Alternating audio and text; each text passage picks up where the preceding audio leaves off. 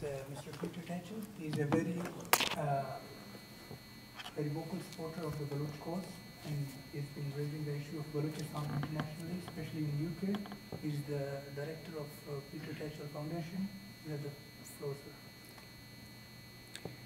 We've heard from former ambassadors catalogue of human rights abuses over many, many years. The facts are not disputable. They're on the record from every single human rights organization that works in this region.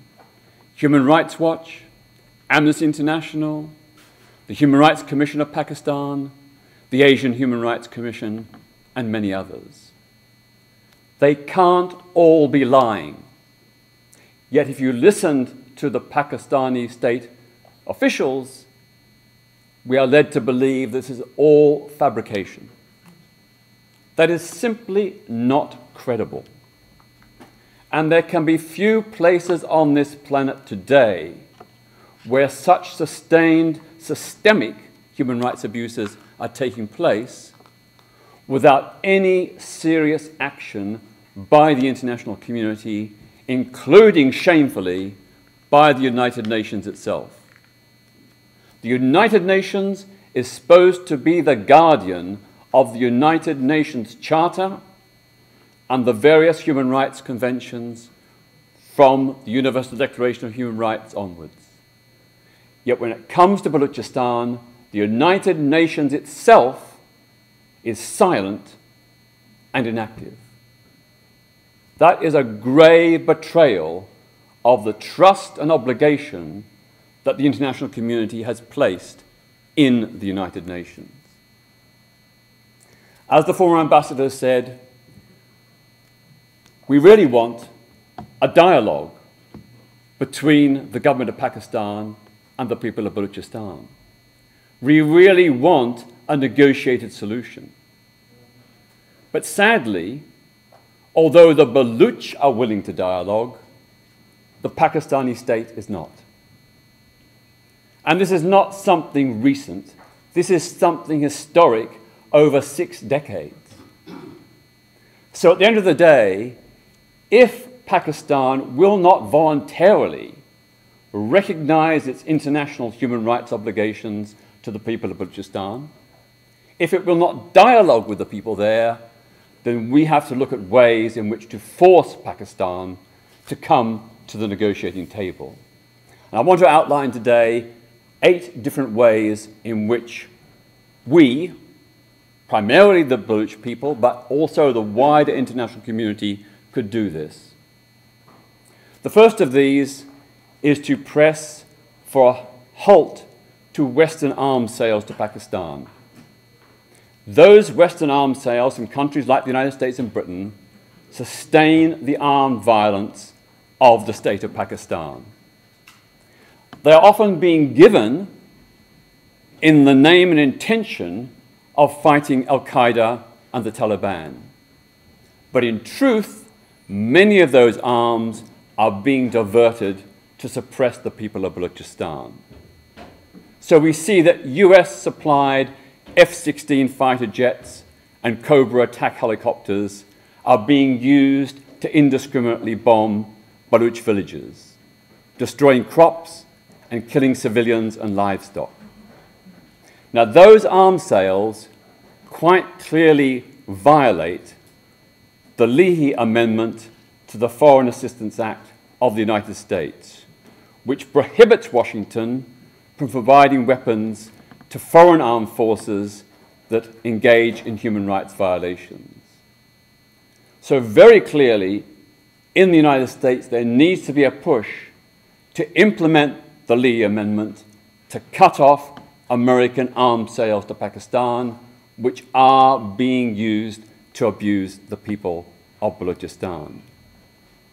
Second, there is a moral and legal responsibility on the United Nations itself to appoint a special rapporteur on Balochistan, as they have on many other occasions to oversee, investigate and report on conflict situations.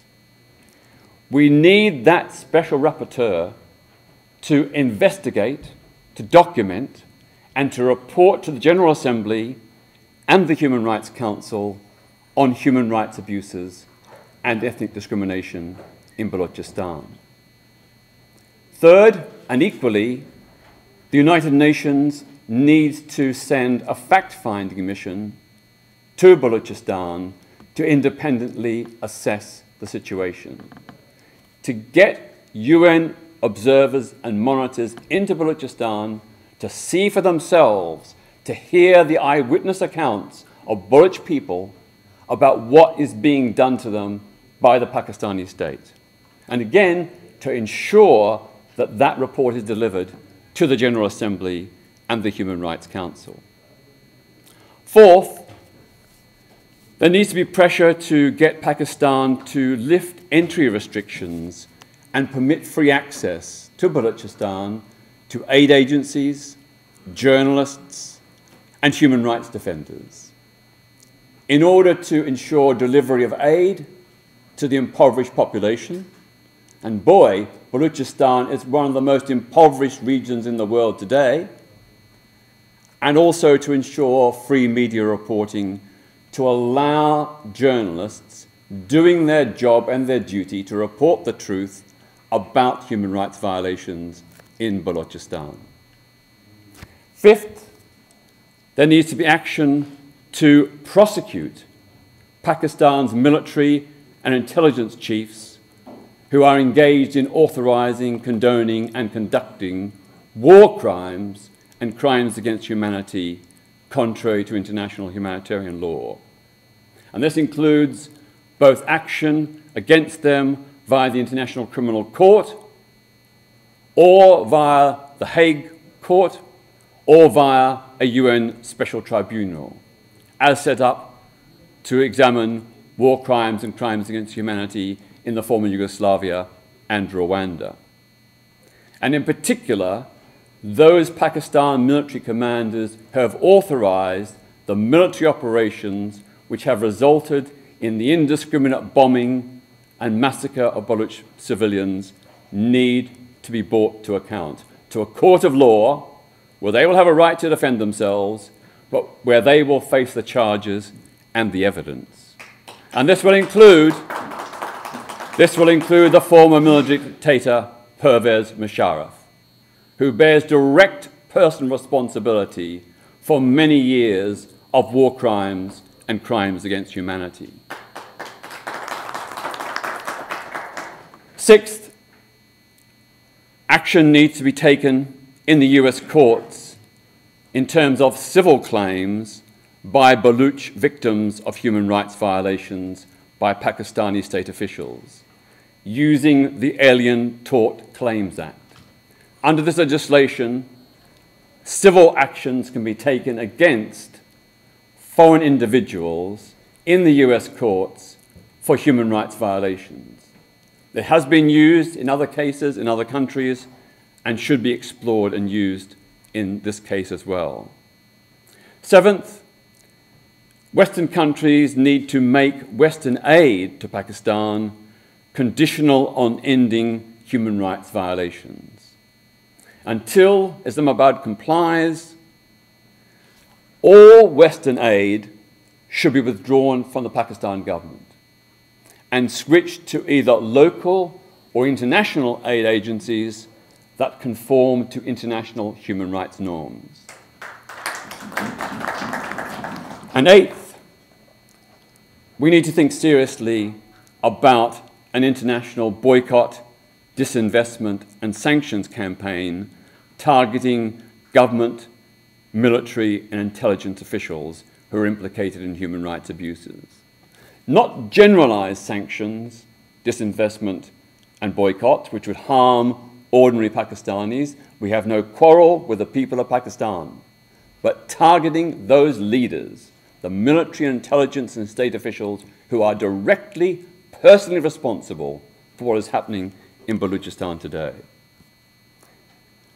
So those are the 8 potential actions to pressure Pakistan to come to the negotiating table. Finally, I'd just like to outline how we potentially could get, or how the people of Balochistan could get from where they are now to where they want to be. What is the program of concrete practical action that could move towards a final resolution of the conflict and dispute? And there are 6 ideas, or 6 points. The first one is the call for a ceasefire and a cessation of all military operations, which would include the withdrawal of Pakistani troops and paramilitaries to barracks and a halt to the construction of new military bases and outposts, with independent monitoring and supervision by UN observers and, if necessary, UN peacekeepers on the ground. Second, the release of all political prisoners and a full account of the fate of all disappeared persons from Balochistan. Third, open access to all parts of Balochistan for journalists, aid agencies, and human rights organizations. Fourth, the right of return of displaced refugees, the restoration of their property, and compensation for losses caused by the conflict. Fifth, to end the inward colonization of Balochistan by non-Baloch settlers. And sixth, and finally, a UN-supervised referendum on self-determination in accordance with the United Nations Charter, which would include the option of independence. If Pakistan has nothing to fear, it will not block a referendum. If Pakistan really believes that the people of Balochistan want to be part of its police state regime, let them vote. Let them vote and express their will. Now, this may seem far-fetched, but David can defeat Goliath, as the United States learned to its cost in Vietnam. Like all people everywhere, the people of Balochistan have a right to self-determination. It's guaranteed in the United Nations Charter. Pakistan can delay Balochistan's right to self-determination at great financial, moral, political, and reputational cost. But one thing is certain: freedom of Balochistan cannot and will not eventually be denied.